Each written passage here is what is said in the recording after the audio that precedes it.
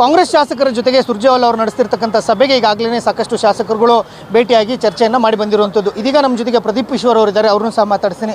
Sir, ಈಗಾಗಲೇ ರಾಜ್ಯ ಉಸ್ತುವಾರಿ ಅವರ ಜೊತೆಗೆ ಚರ್ಚೆಯನ್ನು ಮಾಡಿ ಬಂದಿರಿ, ಏನೆಲ್ಲ ವಿಷಯಗಳು ಚರ್ಚೆಗೆ ಬಂತು? ನನಗೊಂದು 40-45 ನಿಮಿಷದ ಸಮಯ ಸಿಕ್ತು. ಕ್ಷೇತ್ರದಲ್ಲಿ 2 ವರ್ಷದಿಂದ ನಾನು ಮಾಡ್ತಿರೋ ಅಭಿವೃದ್ಧಿ ಮತ್ತು ನಂತರ ಗ್ಯಾರಂಟಿ ಇಂಪ್ಲಿಮೆಂಟೇಷನು, ಫ್ರಂಟಲ್ ಆರ್ಗನೈಸೇಷನು ಮತ್ತು ಸೋಷಿಯಲ್ ಪೊಲಿಟಿಕಲ್ ಇಶ್ಯೂಸ್ ಕೇಳಿದ್ರು. ನಾನು ಸ್ವಲ್ಪ ರೂರಲ್ ಇಶ್ಯೂಸ್ ಏನಿತ್ತು ಅದನ್ನು ಹೇಳಿದೆ, ಅದನ್ನು ಸ್ಪೀಡಾಗಿ ಅಡ್ರೆಸ್ ಮಾಡಬೇಕು ಅಂತ ಸಕಾರಾತ್ಮಕ ಸ್ಪಂದಿಸಿದ್ದಾರೆ. ಮತ್ತು ಇನ್ನು ಜಿಲ್ಲಾಧ್ಯಕ್ಷರು ಯಾರಾಗಬೇಕು ಅನ್ನೋ ಪ್ರಶ್ನೆ ಬಂತು. ನಾನೊಂದು OBC ಕಮ್ಯುನಿಟಿಗೆ ಒಂದು ಅವಕಾಶ ಮಾಡಿಕೊಡಿ ಅಂತ ಮನವಿ ಸಲ್ಲಿಸಿದ್ದೀನಿ. ಒಂದು ಕಡೆ ಈಗಾಗಲೇ ಸಚಿವರುಗಳು ಹೇಳ್ತಾ ಇರುವಂಥದ್ದು ಸೆಪ್ಟೆಂಬರ್ಗೆ ಕೆಲ ಬದಲಾವಣೆಗಳಾಗುತ್ತೆ ಅನ್ನೋ ಒಂದು ಮಾತುಗಳು.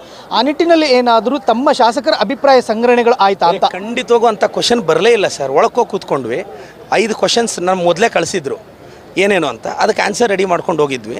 ಮತ್ತು ನಮ್ಮ ಒಪಿನಿಯನ್ ಹೇಳೋಕ್ಕೆ ಹೇಳಿದ್ರು, ಅಂದರೆ ಇನ್ ದ ಸೆನ್ಸ್ ಇಶ್ಯೂಸ್ ಬಗ್ಗೆ. ಮತ್ತು ಎಲ್ಲ ಅವ್ರು ಫೀಡ್ಬ್ಯಾಕ್ ಕೊಟ್ಟರು. 28ಅಲ್ಲಿ ನಾವು ಮತ್ತೆ ಹೇಗೆ ಗೆಲ್ಲಬೇಕು, ಯಾವ ಥರ ನೆಕ್ಸ್ಟ್ ನಮ್ಮ ವಿನ್ನಿಂಗ್ ಇರಬೇಕು, ಸ್ಟ್ರಾಟಜಿ ಇರಬೇಕು. ಮತ್ತು ನನಗೆ ಸುರ್ಜೇವಾಲಾ ಅವರು, ಅಭಿಷೇಕ್ ದತ್ ಅವರು ಭಾಳ ಸಹಾಯ ಮಾಡಿದ್ದಾರೆ ನನ್ನ ಕ್ಯಾಂಡಿಡೇಚರ್ ಬರೋವಾಗ. ಅವ್ರು ಹೇಳಿದ್ರು, ನಿನ್ನ ಮೇಲೆ ತುಂಬ ಭರವಸೆ ಇಟ್ಕೊಂಡಿದ್ದೀವಿ,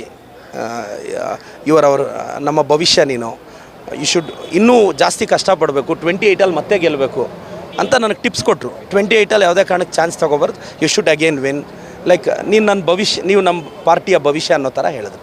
ಸಚಿವರ ಕಾರ್ಯವೈಖರಿ ಮತ್ತು ಸಚಿವ ಸಂಪುಟ ವಿಸ್ತರಣೆ ಬಗ್ಗೆ ಏನಾದರೂ ಚರ್ಚೆ ಆಯಿತಾ ಅಂತ? ಒಂದು ಎಳ್ಳಷ್ಟು ಆಗಲಿಲ್ಲ.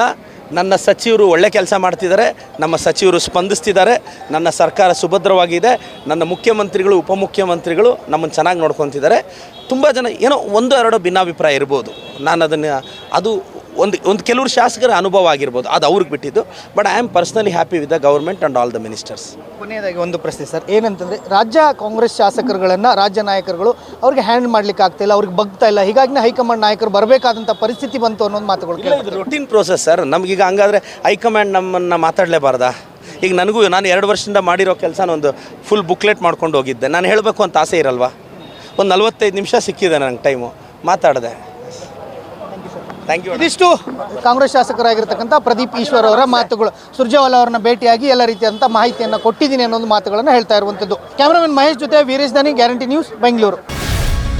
ಗ್ಯಾರಂಟಿ ನ್ಯೂಸ್, ಸುದ್ದಿ ಖಚಿತ, ನ್ಯಾಯ ನಿಶ್ಚಿತ.